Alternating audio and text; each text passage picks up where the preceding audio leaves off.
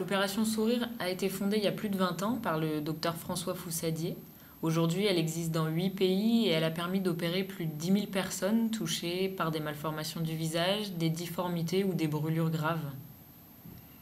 Quand on est arrivé à l'hôpital à 8 heures le matin, il y avait des centaines de personnes qui attendaient déjà dans les couloirs et certaines avaient fait parfois des heures de taxi-brousse pour être là à temps.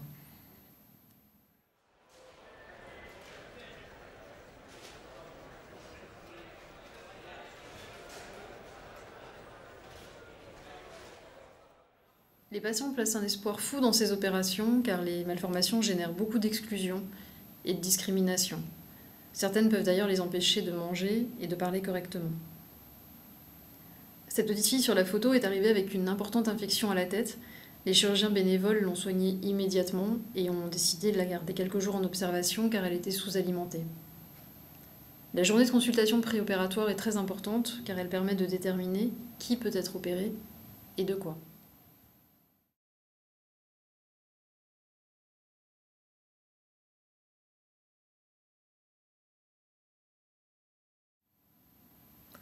Avant les opérations, les enfants attendaient leur tour dans la même chambre. Les opérations étaient ensuite effectuées par l'équipe médicale bénévole, composée de 4 chirurgiens, d'anesthésistes et d'infirmières, avec le soutien de l'équipe malgache.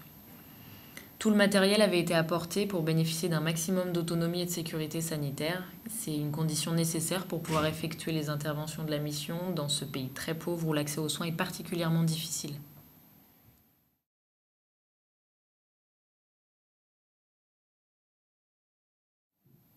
On sent vraiment une humanité et un engagement très fort de la part de cette équipe qui met toute son énergie à redonner le sourire aux propres et aux figurés, aux personnes qui en ont besoin.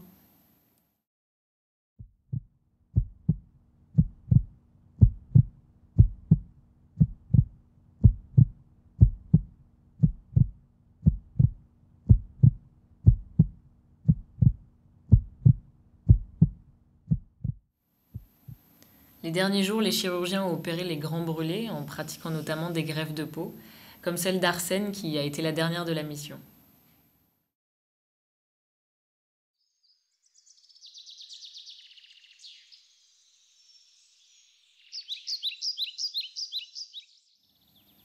On a eu la chance de voir dans les locaux de Médecins du Monde, à Tana, des familles qui avaient bénéficié de précédentes missions de chirurgie réparatrice et d'être témoins d'un bien-être retrouvé grâce aux opérations.